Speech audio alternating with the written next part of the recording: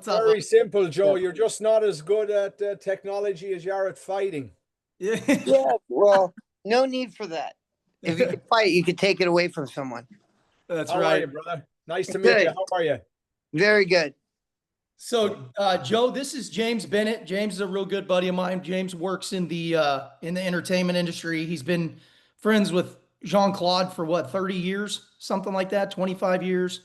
They're real good buddies. He knows anybody and everybody in the business, knows Stallone, knows Arnold.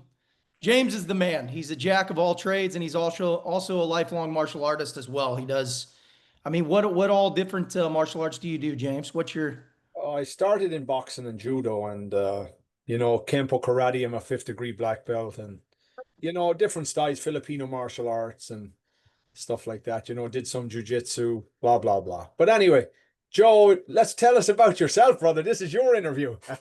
Yeah. So, I mean, we can introduce you real quick, Joe. You're a legend, tough two champion, UFC lightweight title contender, actor, coach. Well, I wouldn't say actor. What you were an actor on the show, but fight choreography, coach, mentor. Everybody loves you. You're the glue to the UFC. You're the glue to MMA and the glue to Ultimate Fighting and mixed martial arts in California, I would say, especially in the SoCal area. So, congrats on everything and success and everything. And thank you for coming on our show, the Blood, Sweat, and Cinema podcast. And James and I are stoked to have you on, brother. Yes, sir. No problem. Nice to meet you, James. Nice to meet you. Very nice to meet you. I think Jean-Claude Van Damme inspired a bunch of kids that were coming from a tough background. A lot of the movie plots that he was in, helped inspire, just like the Karate Kid. I think help inspire a lot of people to want to fight out of where they were and see if they can do better. Yeah, I agree. JC was definitely a big inspiration to me. I mean, martial arts wise, working out wise, and that's kind of what the podcast stands for. Blood is for fighting. Martial arts, sweat, the fitness aspect of the game. If you don't have the fitness aspect of the game, you got nothing. Your health. And then cinema, of course, me and James, we love the entertainment industry as most people. So, it's everything we stand for. So, I mean, you encapsulate all three, my friend. So That's you true. would be what we call a superstar on the podcast. So no worries. So Joe, you started wrestling at what age? Was it 11? I started at 11. I think what happened was I went to 7 different elementary schools, and I finally stopped up here in the high desert. And the junior high I started was a middle school, so they had a 6th grade. And the first day of school, in the locker room, I got in a fight. Guy left a indentation of a lion on my forehead because he had a ring. Holy shit! I was really upset. I had been in RSP, which means I had an IEP, and they had put for anger management and dyslexia, but what it was is I went to so many different schools, and I was always trying to be the life of the party, and you always meet another class clown. And when you go to certain schools that are a little bit more tougher than other schools, there's normally already somebody in that situation. So I got in several fights, and I was able to that fight. I was like, man, well, I definitely did not win that fight. So I was like, what am I going to do? My neighbor was a wrestler at the local high school, Sperry High School, formerly. And, I really looked up to him, and he was like, you should go off the wrestling team. Showed up to the wrestling team, same hyperactive attitude, got to wrestle with some great wrestlers. That's where I was originally introduced to the person that would later become my stepdad, which was my wrestling coach there at the time. And Juan Archuleta's older brother, Tino, was on my junior high team. And wow, I didn't know that. That's awesome. Yeah, he stood up for me. I had wrestled. I did what's called King of the Mat. So you had to wrestle everyone and it was a disciplinary action, which, teaches you, hey, you need to straighten up. And so I had some of those back in the day. Yeah. Oh yeah, it was horrible. Royales. But I had a great time doing it. And afterwards, it was Tino that stuck up for me, because one of the kids were like, hey, you know, what's up now? And he's like, dude, he just wrestled the whole team and is still here. And he did fine. So you got to leave him alone. You know, he already went through the ringer. And Yeah. I remember that my whole life. That was a big part of um, me growing up. And I got really heavily involved in wrestling, was successful at it. I think first year wrestling, I took third in league at 69 pounds. Second year wrestling, I think it was like 75 pounds, and I took second. And my 8th grade year, I took first in league at like 95. And then I just continued like high school. I did really well. I was killing people at 112 and 103 pounds. Caught ringworm, couldn't wrestle postseason. Sophomore year. What did you wrestle in high school, Joe? So in freshman year, I wrestled 112, 103. Okay. Yeah, that's what I wrestled in high school too. 103, 112. Well, then 125, 130. Okay. Between there and I think maybe 35, and then 152 my junior year. I didn't end up making grades. That's where my life kind of shifted towards fighting. And then my senior year, 171, and then a freshman in junior college at 197. I had my coach at the time was for jiu-jitsu and my MMA coach, and he came to my parents' house and was like, hey, Joe's going to do really good in wrestling and he can do really good in fighting, but he can't be great if he's doing both, which I think was a mistake. I think him sitting down and having a talk with my parents and distracting me from wrestling so I could focus on fighting may have been a mistake, but that part of my life didn't happen. So Right. I was really effective, did great. If I came home without like a first place medal, my mom would accuse me that I didn't go and I just ditched out and stuff. Was part of some huge wrestling tournaments, did a lot in jiu-jitsu and judo. I think I graduated high school at 17, and then I turned 18, and then I had gotten married 3 days in a row. So I was like a young senior, and the summer of my sophomore year, which going into my junior year, I had my first pro fight.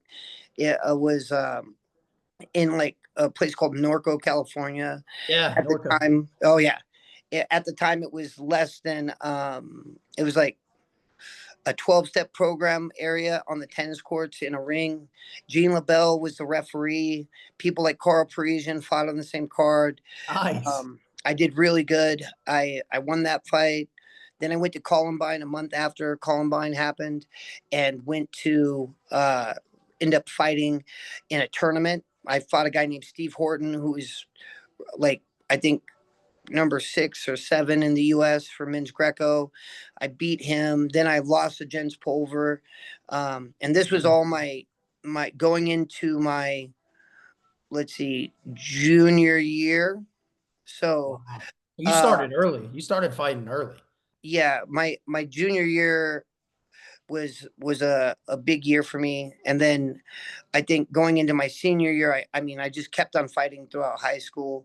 I fought Chris Brennan after I fought Jens Pulver. I was really cocky. My starting record was like 2-2. And back then, like, there wasn't a lot of weight classes. So you kind of fought it when you showed up, and you kind of matched up to see who was close to size. Sometimes you had an idea, but in the beginning it was like, is there anyone willing to fight? Because fighting is a complicated thing, right? You got one fight camp, you got the other fight camp, you have normally a sanctioning body, and then you have the promoter, and they're all supposed to do kind of like a check and balance system for each other to make sure it's as fair and profitable and for everyone on every end. So, that's kind of what ended up happening with my wrestling career. Is I ended up focusing on fighting, doing really well, and then leaving wrestling as much. Now I've been super involved because my boys have been doing great wrestling in high school. One just took like junior college state, and the other is currently ranked in California. So I'm Oh yeah. this is a great year. Yeah. Well, so you ended up being more of like a technician later down the road, but was it pure grit back then, or would you say you were pretty technical at that spot too of your I career? had a series of really good coaches. Like my stepdad, who was coaching me at the time, had went to the Olympic Training Center and taken their coaches course. Bill Henderson, Dad Henderson's dad, coached me in college. Tom Henderson would come and work and do privates at the high school I was at. Like, I got to meet and learn under Bob Anderson a couple times as a kid, which was really fortunate. Um, I think if you're not taught too much, if you're just taught the right stuff, you say in the beginning, just do this, don't do anything else, that it can be really fun. It doesn't count as grinding if you don't think of it as grinding, right? So like Right. having grit and everything, if you're just like, that's just part of the game. Like Yeah. that's what you do to achieve success. But I was having fun. I was Yeah. good at it. I had people, you get attention from people because you're helping the team and helping others. So that was a big thing for me. So when you first started, I mean, MMA wasn't as prevalent as it is today. I mean, it was literally in its growing stages, right? I mean, Fertitas hadn't even bought the UFC, anything like that at that point. It was still very kind of underground, not really underground because there were some, matches around that were known. It was starting to grow. But in that sense, when you were first starting out, I mean, kind of break down how the scene was out here in California. Well, there was I think MMA really blossomed in Southern California. I think you may think of like Vegas as the fight capital of the world, which it clearly is. First of all, there's no state tax, so if you're going to fight professionally, it's a That's good where to do it. thing to do it. Yeah, and they want to bring in the crowd, so it's in their best interest to make sure they get the marquee fighters. Well, Southern California is, to me, like the mecca for martial arts and mixed martial arts. Like there's just a lot of gritty, tough people that have some of the best technique around. Like you to think I live 100 miles within like some of the greatest coaches in the world at what they do. Yeah. And not to say there's not other great coaches like Greg Jackson and the guys from American Top Team. Like there's great camps everywhere, but in Southern California and parts of Northern California, there are so just as elite gyms and competition. And when it started here in Southern California, really King of the Cage helped. Yeah, King of the Cage. Yeah. They got a deal with Saboba, which was a native reservation. And when it became illegal in California to do mixed martial arts, people would go to the reservations to fight. That's how, before I was 18, I could fight professionally because I was able to fight people on the reservation. And I had proven myself. What do you mean by the reservation? Explain that a little bit, please. So a sovereign nation. So most reservations, I think all reservations are sovereign. So when you go on to there, you're now dealing with their own government and their own laws. And if you're able to get a fight approved, you now don't have to. You can circumnavigate the sanctioning bodies that may have rules and regulations against, certain fights and stuff. They still have a lot of their own regulatory bodies. Like I believe there's an ABC Athletic Commission for the natives on that they follow protocols and stuff. Just like there's an ABC Athletic Commission that forms for like international and national rules and governing body and a platform. So the reservation or the native I guess like When you say think of it as reservation, are you what? saying Native American reservation? Yeah, it's a Native American reservation. Yeah. Yep. Yep. So that is now, it's a separate body. Yeah, it's Governed like by, the US can't come in and really like try to sanction it. The government, the state of California can't really come in and try to take over. It's like it's kind of the same thing as why a lot of the times gambling boats and casinos and stuff are within that area, because there used to be so much jurisdiction around that where they would try to ban a lot of stuff, you know. That brings me to my next question, Joe. I just thought about it. Given that you were fighting on reservations, were there any like, gambling or betting going on the fights that you can remember? I can't really tell you because I was there to fight. So Yeah. Yeah. my original coach had me sign a contract where it was 33 1/3%, which was a standard boxing contract at that time. And their way to not pay me as I got better and better was like, well, if we pay you more, you have to pay a percentage. And if we pay you under that, we don't have to. So I stayed at a low level of income and but still fought some very tough competitors.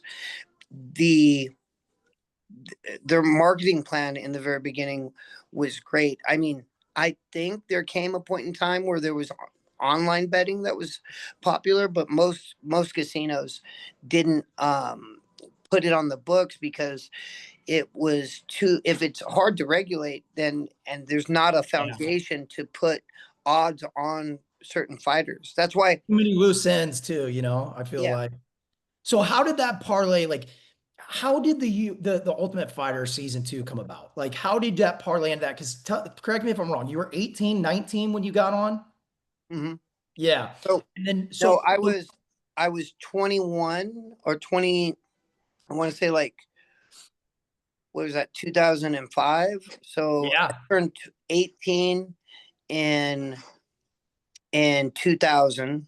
So I was like 23, 24. Okay. Okay. So you're a little bit older. But, And it's kind of still walk me through before. that. Did you get a call? How'd that come about? Because it was still super early stages on Spike TV. It literally saved the UFC. The first season literally saved the UFC. So talk me through that. Talk us through that. Well, I had some life choices to make. I had found some information out where I chose to switch gyms and leave the foundation that I had built and move. And then I had quit fighting. It was a lot. You learn there's a lot of politics in fighting. So I moved to Vegas to continue my black belt journey.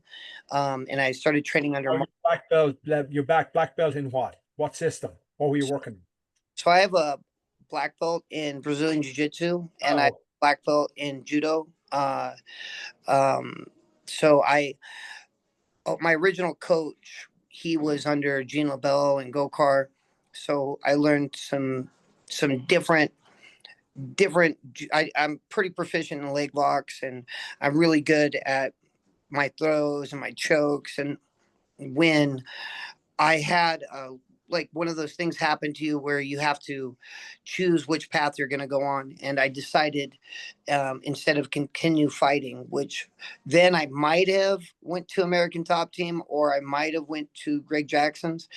I decided to focus on jiu-jitsu, moved to Vegas. I got to help my sister Monica out with her kids. She had 3 kids. I was able to um, coach at Mark Lehman's Cobra Kai and able to learn under Mark. Had some of the best experiences of my life learning, but I was still so young, didn't really have the I didn't have the person in my life. Mark, a couple of times actually, was like, "Hey, you might want to slow down on the drinking." Um, he he was saying it, but I didn't want to hear it. And he's not the person. He'll take you to the water, but he's not going to make you drink it, right. which I love about Mark. But I had left my original mentor, and I don't think they had the best interest for me. So when I went to Vegas, I was kind of felt like I was on my own. But looking back now, I realized I had a whole support system, a family of great people. Um, and I was doing really good. Like I wasn't fighting, but I was training with the fighters that were currently at the time, like in the UFC, like Phil Baroni, Randleman, Coleman, and some great guys. And then Joe Silva had heard about me. Forrest bunch of guys, and he had heard about me, and he'd come in and seen me train, and he told me that I need to do the second season of The Ultimate Fighter.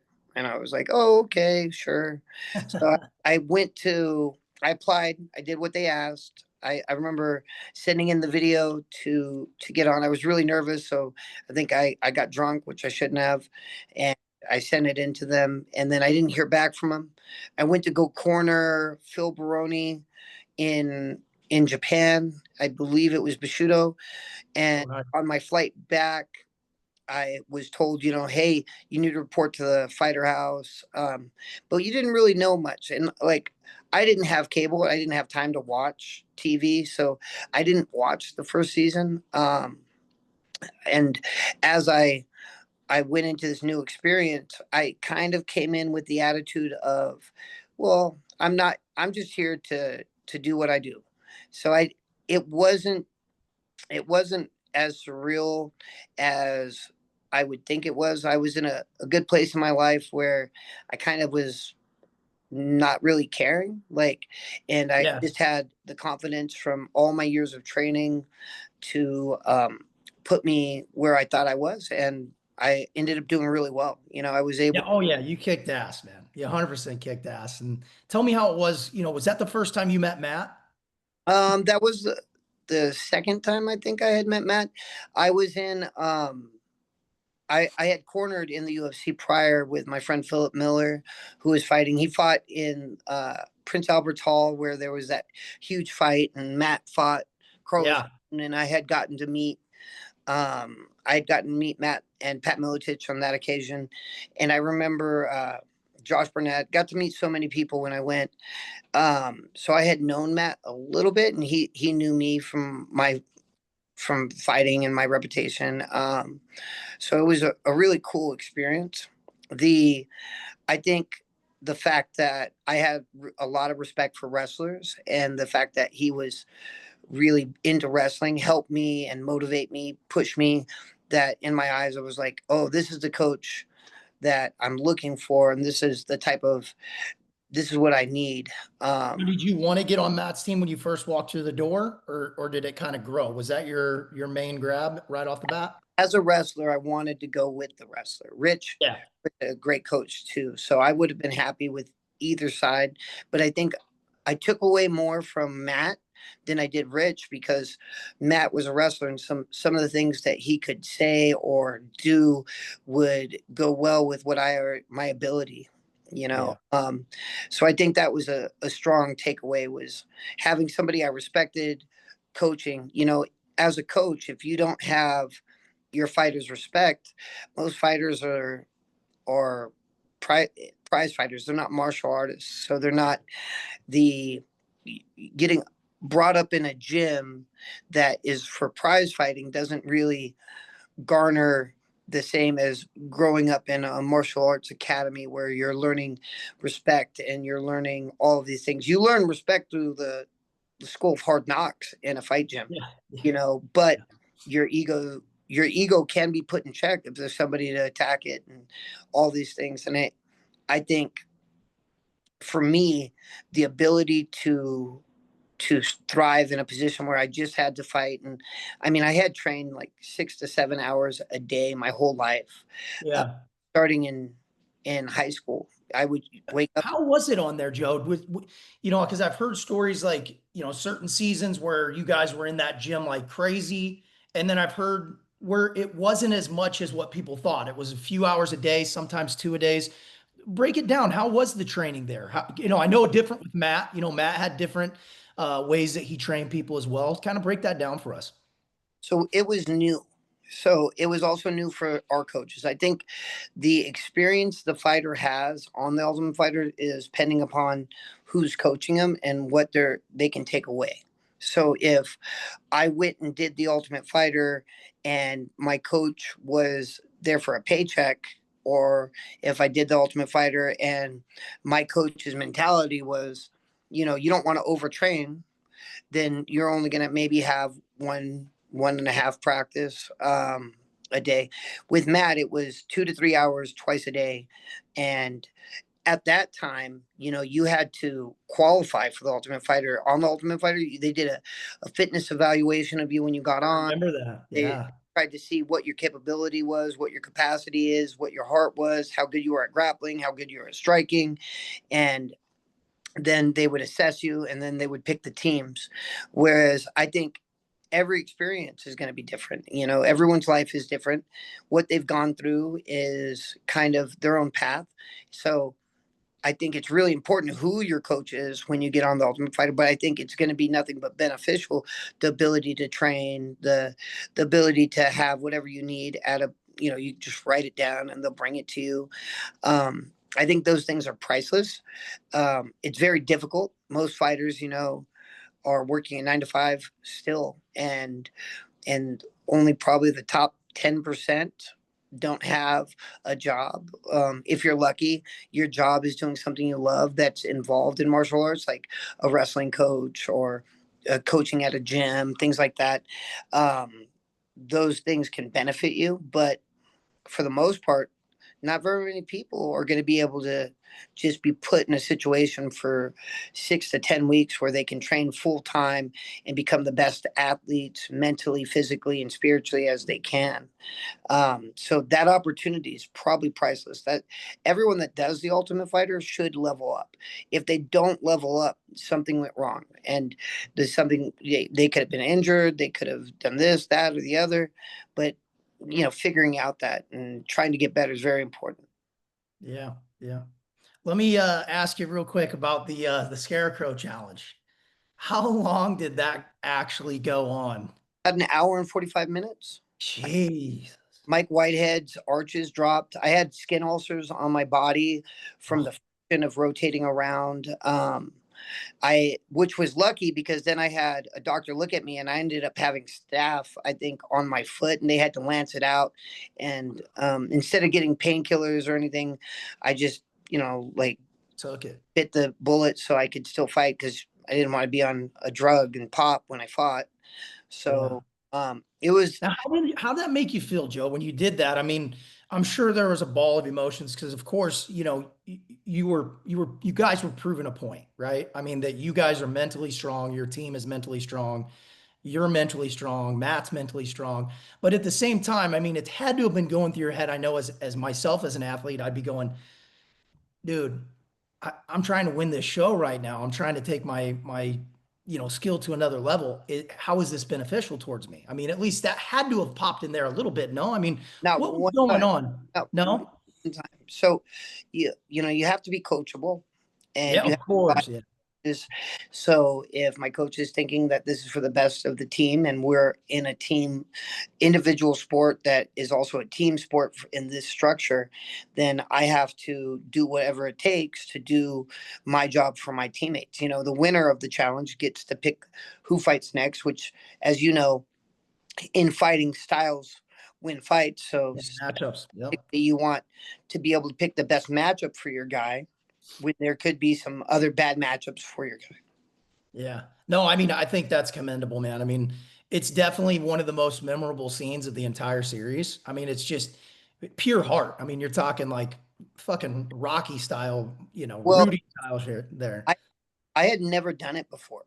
Oh, you haven't? Yeah, it wasn't like a challenge that I was aware of, and it wasn't a challenge that I had practiced. I think what got me is you see most people do scarecrows where they lock their legs around. So now your legs are engaged the whole time, and you're swinging around with your upper body while you're flexing with your legs, and it's now that swinging affects the person holding you. Where Yeah. also, and then the sweat and everything kind of continues to bother you. For me, I think I had wrestling shoes on. I'm not sure. I might have been barefoot, and I I was. think you were barefoot. I think you were barefoot. I can't remember. I have to watch it because it was so long ago. But if you watch me do it, you'll see forms of half guard. So when I was going around, instead of using closed guard, I would go into different styles of half guard and use that to. If you've ever used deep half is a type of guard where you're committing your whole body to one leg, and your feet would be engaged like you're climbing a rope, and Right. so that support really helped me as I was transitioning from butterfly guard to deep half guard, rotating my body around, ducking underneath the arm, re-supporting my weight on the back. I mean, it was like a perfect storm because Mike Whitehead is a heavyweight and I was a very big 170 at the time. So him having to support my weight that whole time and me being able to rotate like that was actually crucial for that to have success. I mean, it's inspiring as hell. You watch that and it's super inspiring. It's definitely memorable. How about working with Matt? I love Matt's mentality. Everything is about mentality and physicality. How was that working with Matt? Did you guys get some like one-on-one time? Was there a good bond formed there? How did that go? I after the show, we all kind of went our separate ways, and I was able to see Matt and always go give him a big hug for everything he had showed and taught. But I think I was kind of distracted too. I mean, I had kind of had that relationship with Mark Lehman. He, and you start to get distracted with everything else, and you kind of think it's about me, and you forget what got you there and how what's important. But as far as Matt goes, he's great. Today's his birthday. Is it really? Oh, His wow. birthday. I already texted him, shot him some love. I love Matt, man. He's done great with his recovery from everything. I know. It's been awesome to watch. He's become a friend, where I get to talk to him. I still call him coach. He's still in my text this morning. I think being able to be inspired by somebody that is as successful as he was at that time, and still, I mean, he's got some records. Oh yeah, it's amazing. The way that I think the best way to look at it is, if you want to become a millionaire, you find a self-made millionaire, you tag around with them, you try to learn and develop their habits, things like that. Yep. Same thing with wanting to be successful in fighting. You find a person that was successful, but necessarily that's not always true, because some guys that are successful at fighting don't go over better as a coach. And, very few people can do both very well. Some people coaching, you have to step out, and it can't be about you. It has to be about your fighter and what's best for them, and figuring out those things. Very difficult to do when you're still figuring out your stuff. So there's that line. If you're caring about yourself, you can't really care about your fighters as well as you should. Yeah. Yeah, that was one thing I definitely saw in you, Joe, when we worked on Kingdom is, you definitely are a coach. I mean, in your heart, of course you're competitive, but you're a competitor, but man, you could just feel it. Like even when we would do stuff on set, you were all about everybody. You gave love to everybody. It wasn't, just about somebody that you're buddy with or anything like that. Everybody felt the love. And, that's one of the things I humongously appreciate about you. So let's jump into the UFC career. So who was your first fight with in the UFC? So it was, I'm drawing a blank. I've got his name. I lost.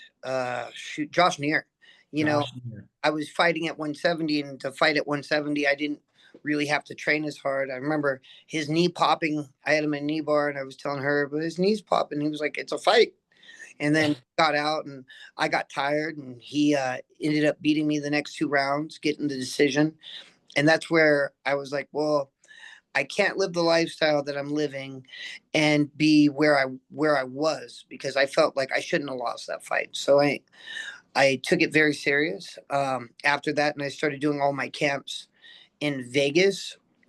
I would leave, and I would commit myself, not in Vegas, in Big Bear, sorry.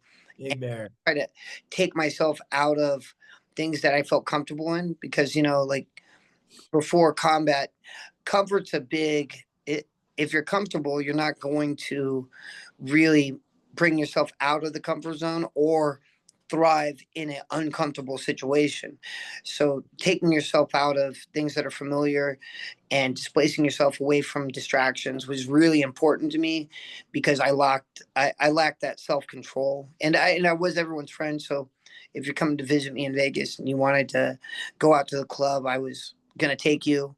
My next fight after that, you know, I had Yves Edwards, and it was a great fight. I had Kevin Randleman in the corner with me, helping me. He had told me something in the back that helped me. He had told me just a little thing to make a minor adjustment. And in that moment, it fixed everything I needed, because being a perfectionist, I was like, it has to be this way. You got to finish it this way. You got to do this way. And in fighting, rarely is that the situation. You do want to impose your will, but sometimes the other person's will is very strong as well. And being able to adapt to the situation and overcome the friction is very important. Just to back up a little bit, to get your UFC contract, like, take the viewers through how that goes down. Do you get a call from Dana White directly? Is it somebody else that calls you and says, you know, we'd like you to fight, here's your contract? Like, how does For that that, go? if you won the show, you were going to get a contract. So I had to fight Luke Kumo in the finale of The Ultimate Fighter, and the winner was going to get a contract, but Luke had did such a good job against me, fighting the whole time with great spirit, that we both received contracts, which was, Luke was a warrior too, man. I love that guy. we got very lucky, very blessed that we both got contracts and accepted in. And that was a different time in the UFC, because as you may have had a UFC roster, not everyone was known except for in the fight game, and you needed people that could be recognized and make people tune in. And The Ultimate Fighter, being free to watch on cable, brought that ability to the main stage. You know, you knew these guys were fighting, you developed relationships with them as you went. You may be able to relate your own personal experiences through their story, and so it made you care. You'll forget what somebody says to you and what they do to you, but you'll never forget how they make you feel. And I think that is what made The Ultimate Fighter so successful, is you started having feelings for these people that you were watching. So now you're invested emotionally. And if you saw they were fighting, it was and if enough of them were fighting on one card, you were like, you know what? I'm going to take my paycheck, and I'm going to take a little piece of my paycheck and put it towards the pay-per-view. Yeah, and I remember, I cannot quote who said this, but it was a pretty decent star at the time, was like, when The Ultimate Fighter first came out, some of these guys were just getting started in their UFC career and were bigger stars than some of the guys that had been fighting for years, that were in the realm of the UFC stars, but in, you know, society, unknown. And from what I had heard, you know, like, for instance, like Diego Sanchez would walk in a room and everybody would go to him, as opposed to some of these superstars, is what I'd heard, you know, after his season had aired. Which brings me to my next point. I mean, Diego, you fought Diego. When was that? Let's see. I went on I want to say 3-fight winning streak. I beat Yves, and I think I've beat What's the Machine. fifth fight? You beat Mishima, didn't you? Yeah, I beat Mishima, and then I beat Gillard win. Gillard. Oh, maybe it was 4 fights. Then I beat who is it? To get the title shot against BJ, I fought a guy. Man, I'm having my buddy. Pellegrino, was it? Kurt. Yeah. And I remember that would probably, when you ask me, you know, what the toughest fight is, you know, BJ was up there because I was his friend. I'm still his friend. Going into that Kurt Pellegrino fight, I remember I was cutting weight. I was in the bathroom getting ready to step on the scale, and my ex-wife called me out of the blue, and she had just become a police officer. So cops ringing on my phone. So I knew who it was, and I picked up thinking that something was the matter with my kids. And it was she decided to tell me some stuff that was really emotionally charged for me to have to comprehend and think about. And so I just had to, you know, pick my head up and go into a fight with being a little bit depleted, but I was able to brush it off. And get the W against somebody that was also who knew that if they won this fight, they may be in line for the next title. So Yeah. a great fight with Kurt. And then I fought BJ. Then after I fought BJ, I think I fought, I may have fought, let's see, I don't have my record in front of me, but I think it was maybe, I can't remember if it was Kenny Florian or it might have, or if it was Diego. So we had, yeah, it was Diego, and then it was Nate. I mean, Diego is just, you know, I mean, I know Diego as well. He is just a great guy, but just like tunnel vision as you could ever get when it comes to stepping into that cage. How walk us through that fight? I'm very interested in that fight, especially knowing you both and how much you guys are both great human beings, you know. And I mean, you introduced me to Diego years ago. I still talk to him, you know. He's still a good dude. Going through some stuff, but he's still a good dude. So talk me through that, you know, because at the time, did you know Diego personally, or you guys hadn't? He had come to Mark Lehman's, and I had trained with him a couple times prior. We were both King of the Cage champions, and probably at least knew each other going into the UFC. Like, oh, I might fight this guy. Yeah. And pulling into that fight, you know, I put everything into the camp, was trying to do everything to my best of my ability. I remember the place that I used to train with in Big Bear, Diego was at. And at that time, I can't remember if I don't think I was training in Big Bear. I was training here in Victorville. And so I kind of became complacent here in Victorville because once again, you get into your comfort zone. If you don't have a coach, you know, guiding you out of that comfort zone, and if you have outside distractions. So I still went into that fight like gun ho. We were both great grapplers, and I think we ended up majority of the time. The we raised our hands, and the arena went crazy. Yeah. A great experience. I think that was at the O2 Arena in London, and the place was huge, and it was one of the best experiences I had ever had. It was a back and forth fight. I think it was decision, or if it, but it was it in my eyes. Like I knew, like when it comes to split decisions, it's really difficult to go with, because in your head as a fighter, you're like, well, I won that. But now, you know, coaching so much and understanding that, you know, it's kind of in God's hands. Anything that's going to happen is already predisposed. That's why it's important for you to put everything you got into that camp, because you don't want it to be because of something you did. I mean, circumstances, losing a decision is difficult. You know, I've been knocked out, I've been submitted, and when you get caught, it's like, well, I got caught.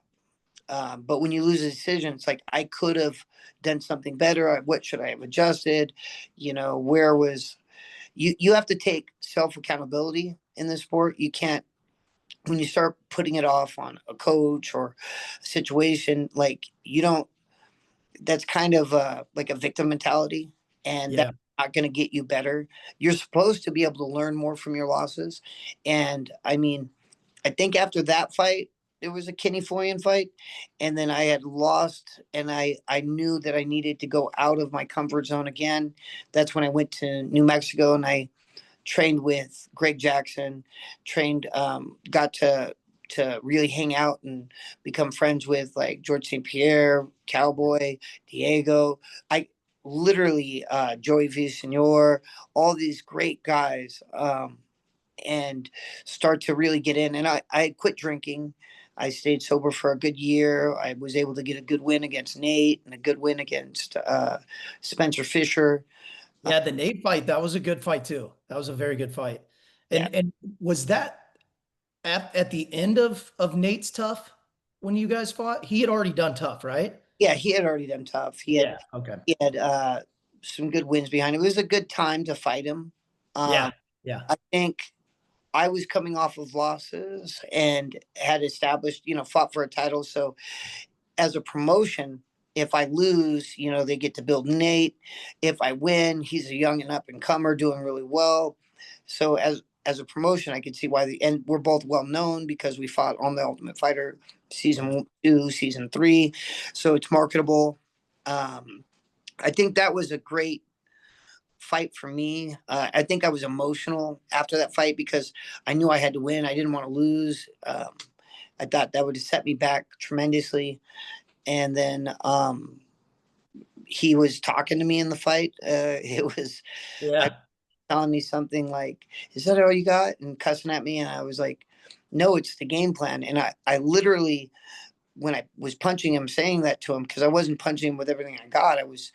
He was famous for getting people to get tired and then persevering and overcoming. And when I told it to him, he realized like, It's oh, not gonna work. yeah. And I think that was what really helped cement me the fight. I was able to establish some new creative ways to take him down with like a Granby roll, defending. Yeah. I spladled him, and I think something that I learned there is like when somebody's going for a triangle, you put their face in the fence and you lift up and they kind of rake their face on the fence. Normally gets them to let go of their legs. And it was an awesome battle because you have a BJJ practice. He's known, specifically for his ground game in that sense, but you've got both. You're a freaking, muscular wrestler, that can throw people around, but you also have the technical side of things. So that was awesome to see because it was, in a sense, in my brain, it was like wrestler versus BJJ, but at the same time, you had that background too. But his boxing and stand up was definitely better than mine at the time. I have to yet today at 43 years old to ever throw a head kick. So he was definitely more involved in the striking aspect. He's very technical in the stand up. It's not as pretty to watch, but he's very technical, which is why he does so well. I think it's unorthodox for people to see. I think that style would be considered, you can have so much confidence on your feet to put yourself in risky situations because you're not scared of it going to the ground because you have the confidence in the ground to be able to catch submissions or stand up, things like that. So I think that style for him is very effective. Yeah. Yeah. Walk me through the your title fight, Joe. What were the emotions in that? I mean, you're fighting BJ, which is a buddy of yours, which is, got to be a little bit different too, walk us through that. Cause that's also a massive fight for you. I think that's what most people think of when they think of you is, you fighting BJ in that sense. Well, I was partying with BJ in Club Zanzibar in Waikiki because my friend Jason Lambert was fighting Cabbage. And I remember we were at the club and I knew who he was because he had already fought in the UFC. And he was like, "You're Joe Daddy." And I was like, "How do you know who I am?" He goes, "You're really good. We're going to fight one day." And so that kind of stuck with me throughout my relationship. I had a great relationship with him. And when the UFC had made the call, it was, you never say no to a fight because you're the fighter. I think that I spent my life savings, which was at the time like $20,000 on the fight camp, had like Chris Hordecki, had Mark Hominick, had Tyson Griffin, had Gray Maynard, had Shane Roller, had some great submission experts like I believe Jeff Glover came up and had another good friend. I'm getting a little bit of brain fog. What is it? I want to say it starts with a D. But some great guys that were in Big Bear, getting Shark Tanked for every minute for 25 minutes with killers. Absolutely. To prepare yourself for it, going to bed at 6 p.m., waking up at like 2 a.m. to try to adjust to the jet lag that we assumed in England, running with a 20-pound weight vest in the snow an hour before the school opened because that was the requirement to be there on the campus. Those were definitely, I invested everything I had into that. Yeah. Emotionally, physically, mentally. So when I got there, the commission was not the normal Nevada State Commission, and they had literally said, if you start bleeding, we're not like the United States. We're gonna look to stop the fight. Stop it. And so I remember that specifically. And then in the fight, I see the blood squirt on my head 5 feet in front of me, and I'm like, man, I don't have the time to do the game plan that we focused on. It was trying to draw out BJ cardiovascularly, get him tired, bring him into the third, fourth, fifth round, and try to really overcome him. And I thought I was prepared for that. But when you see the blood and you start thinking in your head, like, oh no, we're going to stop the fight, you kind of have to throw it out the window. And that's what ended up happening. And I think the ref, or not the ref, but the doctor, who was a friend of mine, David, he had told me, he estimated I lost probably at least 500 cc's of blood. Wow. There was that fight and the Eves Edwards fights were two of the bloodiest fights I've ever been in. And one, I was on one side, and the other, I was on the other side. Fighting in blood is very slippery, and which could be to your advantageous, but if you also slip into a perfect lock like an RNC, very difficult. I remember staying with my head down and crying because I failed. But that's one of the defining moments of my life. If I won that, I wouldn't have been where I am today, doing the things that I do, loving the people that I love. So I'm grateful for that. That's a life lesson that I was able to learn from. And it took me a little bit of time to learn from. It took me probably 10 years. I didn't quit drinking until I was 30. I think I fought BJ in 2008 to about 30, 25, 26. 2012. So I was 25 years old, maybe. So it took me a while to learn from that, and I had to go through a lot, but I went through it and I learned. Yeah. No, it's definitely a pivotal time for sure, So let's see. You retired at what year was it you retired, Joe? I know you came back and had a couple more fights afterwards because you wanted to get to 50, correct? The 50 wins, right? I did. I was there on your 50 win, man. That was awesome. Yeah. It was well, I didn't hit 50 wins. I hit 50 fights. Yeah. 50 fights. That's what it was. 50 fights. Yeah. But I wanted 50 wins, but something about life sometimes jumps in the way of that. I think I'm 14 fights away. I think I have 36 wins or 37 wins. So I'm a little bit of ways from hitting 50. I think you got more wins. You got more wins. It's just they're in life, right? There's nothing wrong with 34 or 5 wins. Yeah. But 36 wins. I think I'm 36 and 16 or 36 and 17. And towards, the later parts of your career, when you're older, you're not as effective. So fighting the younger guys. I had lost 4 fights in a row in the UFC. I got the phone call from Joe Silva. Hey, we're going to have to let you go. And I was like, I get it. I understand. How was it working with Dana? How's, when you were knee deep in everything because I hear, I've talked to many, many fighters and I hear both sides. How was it with your experience?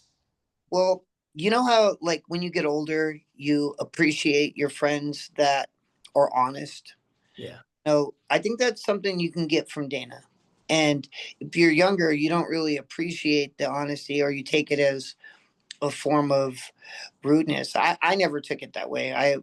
I've had nothing but great things and dealings with Dana. So but I think some people they get taught to walk it on eggshells and watch emotions and things like that. And in the fight game, you want honesty. If you don't have honesty, if you're oh yeah, you should fight this guy, and you go there and get murdered, there's some wrong things with that whole situation. Right. So I think Dana brings the validity that a lot of the sport needs. I'm sure, he has his own agenda because he's a promotion. You have a fight camp, red corner, blue corner, whole different or like that's a whole different scenario. And in that you have the fighter and their coach's relationship and a manager's relationship and your fighter's family and friends, and you have those dynamics in that, and both camps. And then you have a promoter that wants to bring a fight together to build the popularity. It's a promotion. It's to promote you. And then you have a sanctioning body, which is in charge of making sure that the fairness of the competition and the integrity stays intact, because sometimes a promotion will step out of line, or sometimes a fight camp will step out of line, and they're supposed to be the level situation. You have to know what you fight for, right? Like any fighter that comes to me and say, what are you here for?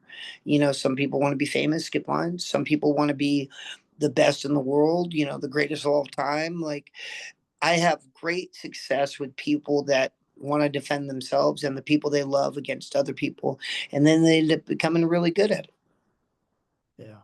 And when you say defend themselves, are you talking about like in a real life dynamic situation, they want to protect their family? You're talking about they can defend themselves when they're in the cage.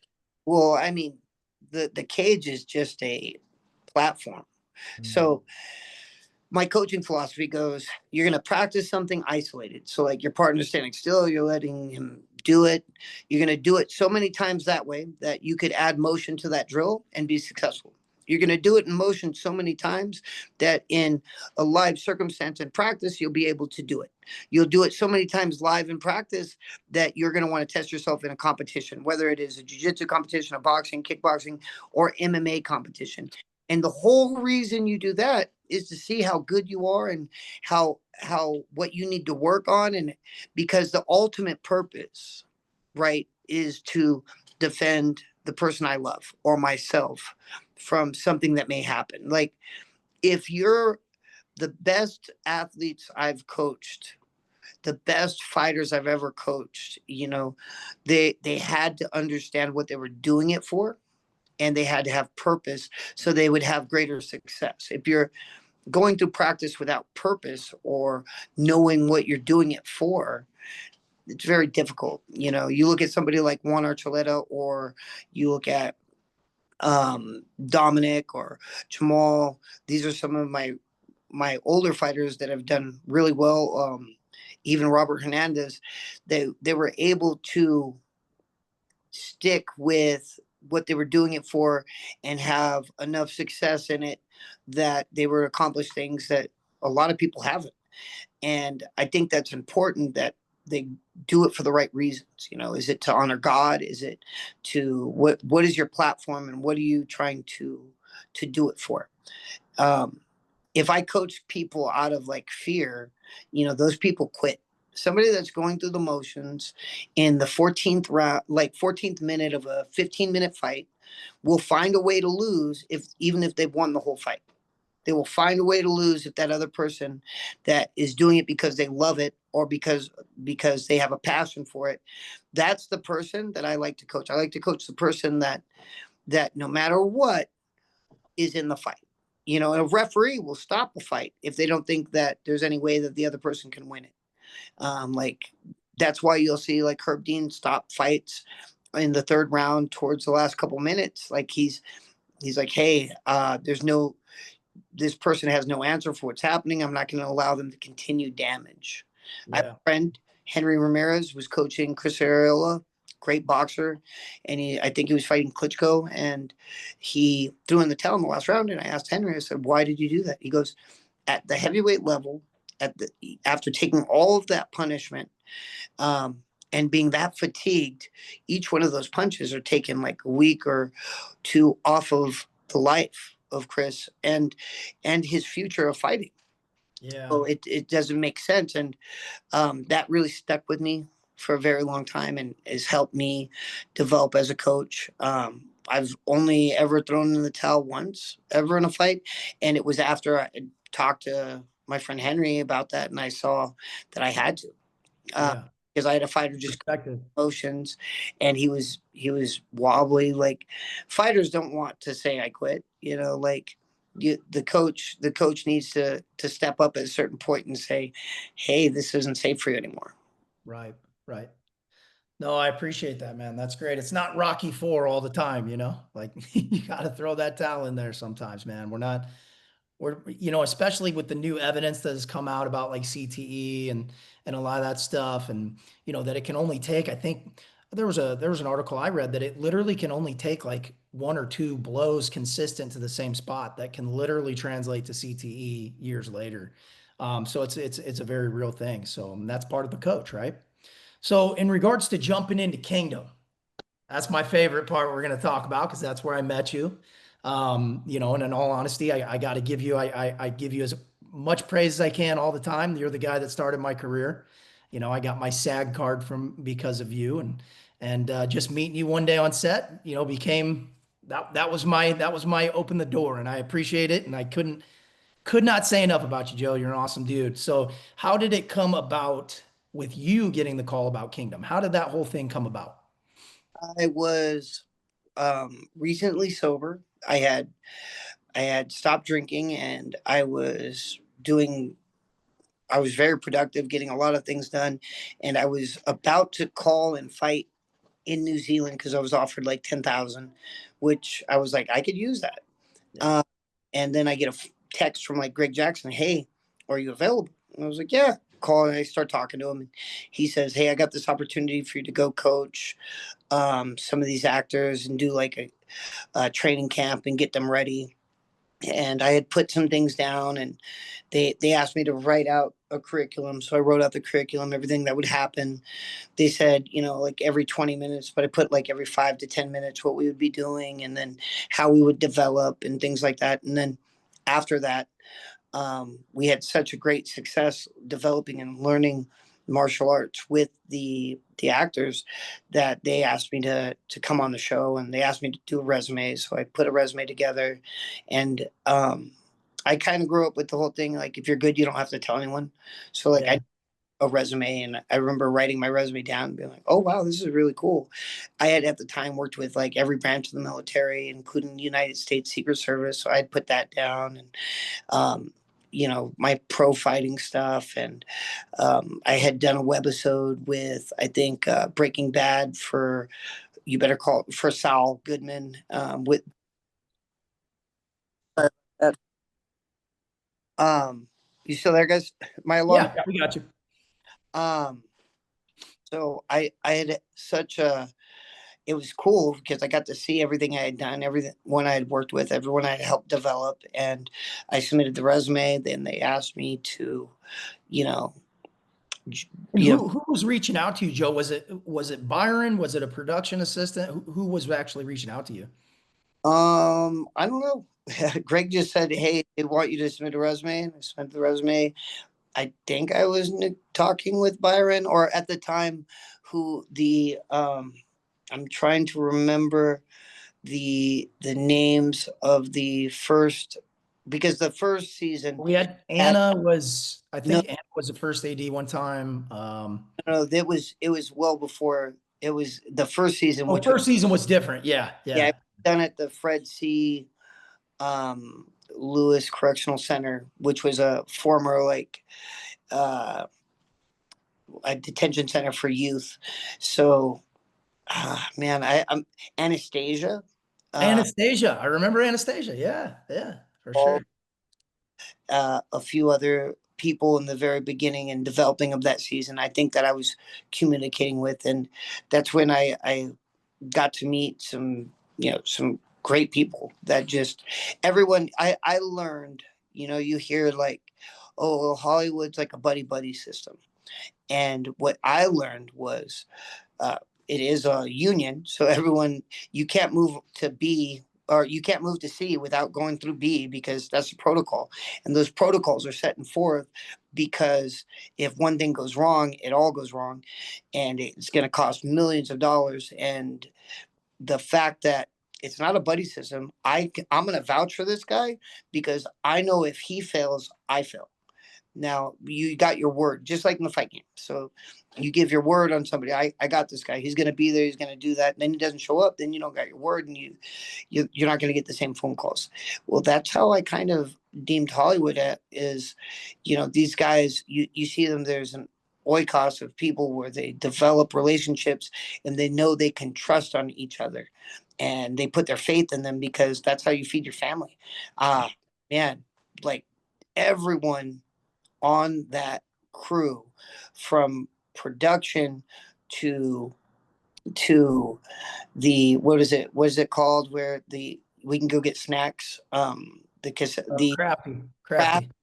to transpo are just such amazing people. And for it to work, you need it to be a smooth running machine, and the cast has to get along, and they have to, everything has to come together for it to be effective. And I think that's what we had Oh yeah. great people in every avenue, from editing, sound, able to come together and put something. When you get a bunch of great people together doing great things, it becomes amazing. And that's what we had. I have not experienced a better atmosphere since. And, I've been on 20, 30 different sets since, and it's just nothing compares. Everybody used to tell me before I got in that, before I got on that show, oh yeah, it's, there's a bunch of baby, everybody's got these bad horror stories, which I didn't see on Kingdom, man. We had a blast. It was, I mean, yes, everybody's there professionally, ready to work. If you don't know your shit, then move on, right? But everybody put in their time. And for the ones that were stragglers, they were gone. They didn't come back. And Frank had actually said something that really has stuck with me since. He said, in Hollywood, believe nothing of what you hear and half of what you see. And I'm like, that is so true. And at the time, I didn't quite really understand it. But that was my whole college experience, if you say, into Hollywood, was Kingdom. And it was a great experience. So you get that opportunity, you take over. You're the first season, Greg Jackson was still doing fight choreo and stuff, correct? I did all the fight So choreography, you did all, and even the but first season. Okay. but Coach was the technical advisor too. Yeah, He was yeah. he was talking with Byron and Frank and stuff. So And it was all so real, and you could feel that. Like, that's another thing that I really appreciate about that show that you just don't see, is the bringing you guys in gave such a unique atmosphere and aspect to that show that has not been done since. It just hasn't. now that I think of it, the only fight I did not choreograph was the very first season, very first episode, when Frank gets mugged by the guy. Yeah, the guys in the car. But Frank did a great job. Like, Yeah. I think he killed that. That's what gets you involved in the show. Like, what? Who's Yeah. this? Yeah. Um, So did you do a training camp with them? I remember you I said didn't. something. Frank had already had so much prior experience in combat that he didn't go through the camp. Matt, Jonathan, and Nick all went through the camp. They excelled really quick.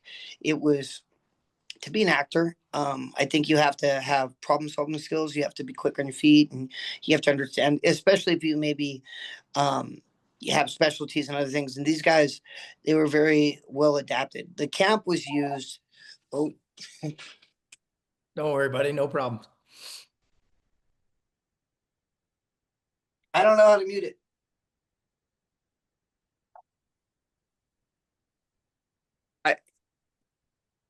No worries, brother. My apologies. Don't worry, man. Easy cut. The everyone was developed really well, and they had their own, what they're going to specialize in, and honestly was able to. Oh, I'm so sorry. I'll start that Don't part. worry, brother. Don't worry. Do your thing.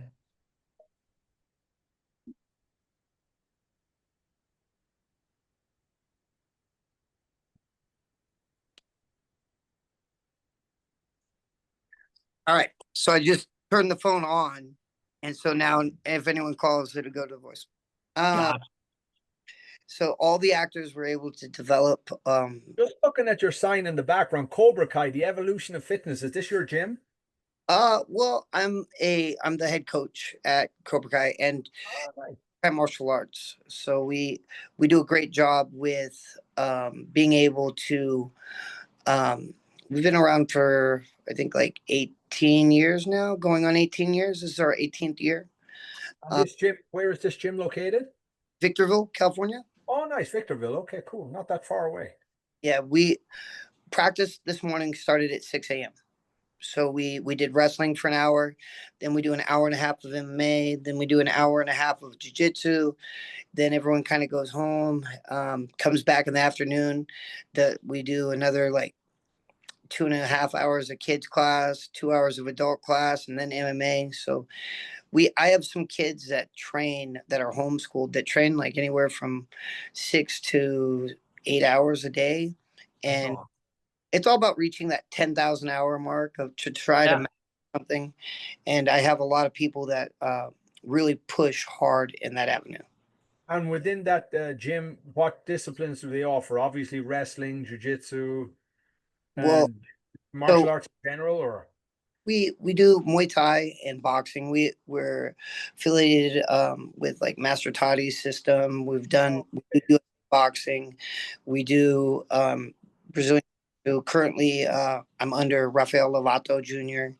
And then I have my judo under Dr. Ron Tripp, who's the president of USA Judo right now, and then wrestling, which is a great pedigree. And then I teach the mixed martial arts, adding it together. I think developing a curriculum for mixed martial arts or belt ranking systems very difficult, but I'm kind of in the process of that now. Where You ever consider not putting that in?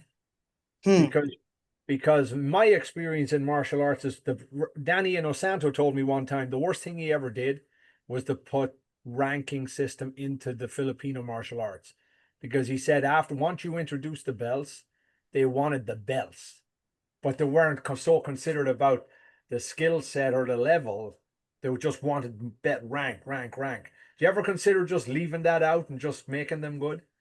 well, so I don't have a current ranking system for MMA. That I'm developing one that's time based, and so the idea is if they want that next belt, they will have to put in that time.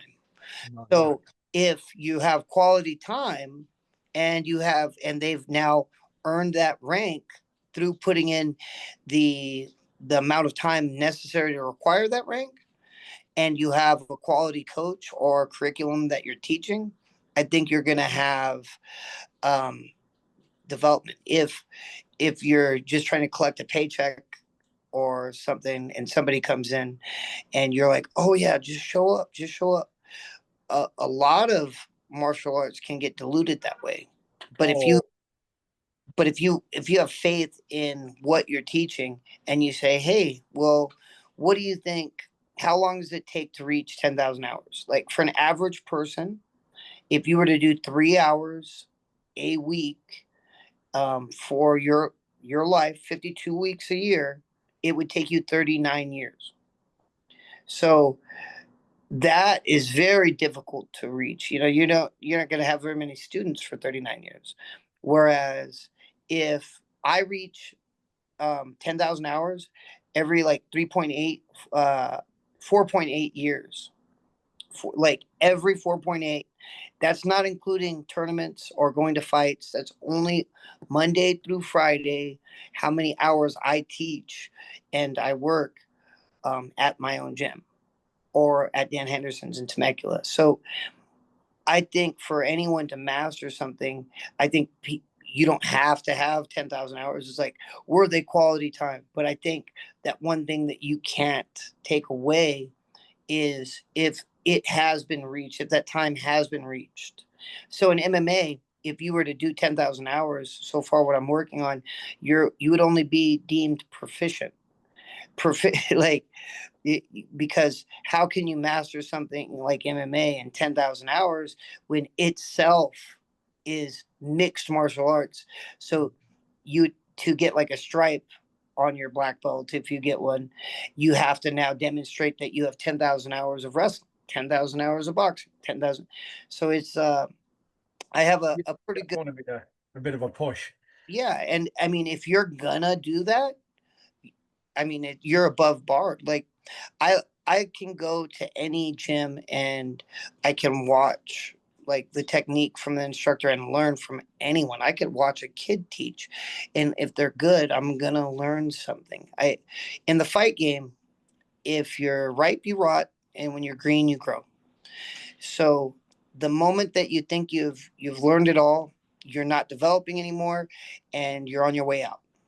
So in this sport, you stay active, you do competitions, you you try to pray that the martial arts side of MMA is what you're conveying over your students rather than the prize fighting. Um, because you could teach anyone how to punch. You could teach anyone how to choke someone, but you want to develop character, you want to develop integrity. All of these things are important for being successful in your lineage, you know. Yeah, 100%. So sorry to interrupt, but you were on No, the no, it's a great question. I you love listening to that. That was were great. on you were on In regards to, let's say, you had Frank, you had Tucker, you had Matt, you had Nick. Um, Obviously we know Frank is a pretty seasoned vet, especially with boxing, martial arts, and jujitsu. Let's say out of Tuck, I wonder if anybody's ever asked you this, but out of Tuck, out of Matt, and out of Nick, who do you think you could take, or maybe all three, and give them a year of training, and they would do well in the MMA world? Well, I mean, so you with your question, you have to have some reasonable responses. Like, so are we talking that, Matt and Jonathan have, these families that are amazing and beautiful wives and children? So, or is it like, hey, if you were to tell me, hey, you guys ready to fight like in 1 year, and you got to do this, and if you do this and you win, your family, it's going to guarantee generational wealth for your family and stability. I would choose any of them. With Nick, we legitimately had negotiations for him to fight in Risen. I remember. Yeah. So they were so, my job was to make them fall in love with it. And I they did 100. yeah, if they fell in love with it, they're going to have success. They're going to reach their 10,000 hours. I look at my job is to take my student to that level, to help them fall in love with it, so that if I move, if they move, if something happens in life, that they're going to continue their journey and be successful at it.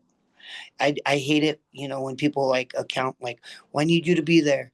Like if I'm not going to be at practice, I tend not to tell.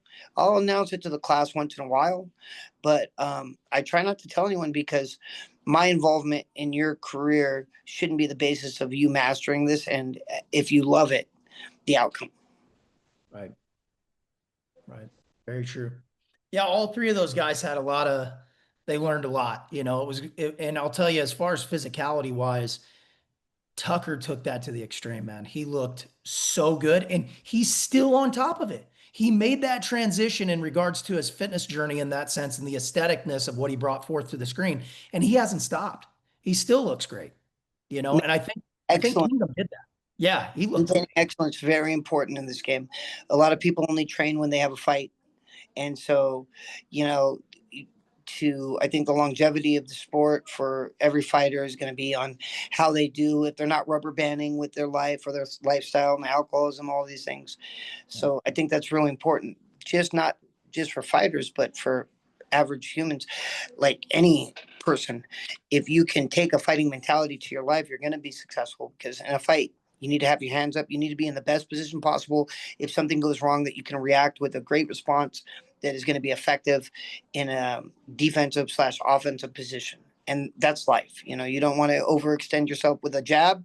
You don't want to overextend yourself with your finances, with your time, with your any resource. And if we just use fighting towards our life, we would be much more successful. I love that analogy, man. That's awesome. I mean, speaking of which, so like, I mean, you've coached some killers, man. I mean, I don't want to use that word, I guess. Let's pull that word back. You've coached some amazing athletes. You look at like what Dominic Reyes did in the ring with or in the cage with John Jones. You look at Juan Archuleta's career. You know, how did that come about in regards to seeing those two guys and Jamal Pogue, same thing. He's done some really big things. Break that down for us and how proud are you of those guys, man? I mean, they're doing amazing things. I am, you know, I think great things of them because they're able to continue. To me, my biggest success was when my son, like in the sport, because I have so many different analogies of great success for each of those individuals and accomplishments. But my son winning a national championship in MMA, I cried when he won it, and he was like, "Dad, what's the matter?" And I said, "We don't understand, son. Like, I can be the coach for the U.S. team, like I am for the president of the USFL, which represents the U.S. competition in IMAF. I can coach these great fighters. I can do all these great things, but I'm going to be judged by my children. And, what you guys were able to do and just winning a national title or the state title means so much, son, because I'm so proud of you. And I couldn't have done this for you. But I can only have helped you, and you had to do this and to overcome whatever has gone on in their lives, which has been a lot, and to be able to be successful. I mean, that's a true thing. And I could say that same story with Dominic. Dominic was a young kid when he started training with me, and he went through some crazy life stuff, wanted to be an NFL football player. God didn't want that path for him. Now he's able to be a great example. Juan wanted to win as many belts in major organizations as possible. He's beaten a former World Series of Fighting champion. He's won the Risen belt, the Bellator belt, King of the Cage, multiple King of the Cage belts, true form. He has the perhaps God may allow him to end this journey in the UFC, and at any point in time, he is a contender for any. 100%. And so, Jamal, he's on his way fighting back. He UFC released him, but he freaking won. Like, and then he was robbed in a fight, and he could have made bad choices there, and he decided to change it around, and he's working his way back through the ranks. If you remember Spartacus, the Stars show, that when they did bad, when their organization, when their, what is it, Luda, or what is it, Ludus was shamed, they had to go into the pits and fight their way back. um Even Robert's had to do so much. He's got a great family, kid, two beautiful daughters, a wife, working a full-time job, fighting, and now focusing on his jiu-jitsu. I think those are great things. I think they all have their own storyline. As far as up and comers, I have some of the best talented youth fighters that are like our teams won the national championships like 4 years in a row. Like, some of the kids that are here are world medalists, and have won the championships in the IMAF world. So the talent pool is so deep. As far as like prospect pros now, I'm helping this great kid named Trevor Devester, who I think is 31, and making his little run now, and he is set high school and NCAA records for wrestling. So his output and potential is so great. I honestly, I love getting to watch these people grow up. I'm looking to judge and referee for the California State Athletic Commission. And if that happens, I'll only be allowed to coach amateurs and will not be able to coach pros. But I've talked to Greg Jackson, and he's personally let me know that he'll take my son under his wing and do all so I can still be a part of the amateur career and then pass the ball and let other people take it. So a lot of different things in the air. But I am looking at time, and I do know I have another meeting. Okay, buddy. We'll tell you what, we'll go ahead and wrap this guy up. But the one thing I just want to ask before we close out, you know, and again, I really appreciate you coming on the show, Joe. You know, we go back now to what, 2015. Can you believe it's been a decade, man? It does not seem possible. But I appreciate you, James. I'm so glad you finally got to meet Joe. One time we got to all get together, do some lunch. You got to come down and check out James' gym in LA, Joe. It's really nice. It's a good gym. Yeah, and actually let's have Joe give Jingwan a good wrestling lesson. Oh, there you I go. have this young kid, Joe. I started training him when he was 3 years old. A little Chinese kid. He's 11 now, and he's doing some jujitsu, Muay Thai, Kempo karate. You know, boxing because I do the custom auto boxing gym with Mike Tyson here, and started training him. And just as you were talking about your kids, you know that they're training every day. Kid is trains, you know, I don't know, probably 15, 20 hours a week between school and all this other stuff. And there's no better feeling than to be just able to pass something on. And then you see him, he came to my instructors camp in Ireland in May, and he tested for his black belt in the senior curriculum of Kempo, which is self-defense techniques, forms, and then fighting. And it's a pretty good accomplishment for 11-year-old, but you'd love him. You'd love to get your hands. He's a good kid, man. He's pliable. He's adaptable. Joe would love to get his hands. This kid is like a sponge, and you know, he was never like a normal kid. You know, kids are like looking around, and he's like looking at you like this. And sometimes you want to go, knock, knock, are you listening? But he's listening and hearing, and he remembers everything. We should get together. Have you come over here, Joe? There's a great Chinese. You like Chinese food? I do love Chinese food. There's a great Chinese restaurant up the street. It is arguably one of the best, I'd say, around. It really is. Even the Chinese people, you know, a lot of my friends are Chinese and say this food's pretty damn good. But yeah, we should all get together one day. Let's do it. We'll make it happen for sure. So it'd be great to meet you. I have great respect for you know, for people like yourself who do what you do, and it's not easy, even when you win. It's not easy. You know? Thank you, James. I appreciate that. I'll definitely try to figure out a day. I got a bunch of kids that I can bring down that are just their work ethic really well trained and versed. And if you want, we're getting ready to set the date for the national championships for MMA, which if they place in the top 2, they're pretty much guaranteed a spot in the IMAF World Championships. So I'll give you some more information. Yeah, let us know, man. We'd love to come check it out. That'd be awesome. We'll come over there and support you and check it out. Kids are the future. And, you know, it does, like you said, you know, yeah, of course, if you want to be a fighter, there's specific disciplines, you know, for that. You know, and then, you know, there's other and I believe every martial art has something to offer anyway, you know, and a lot more than something. Every martial art's got a lot to offer. It depends on how it's translated, right?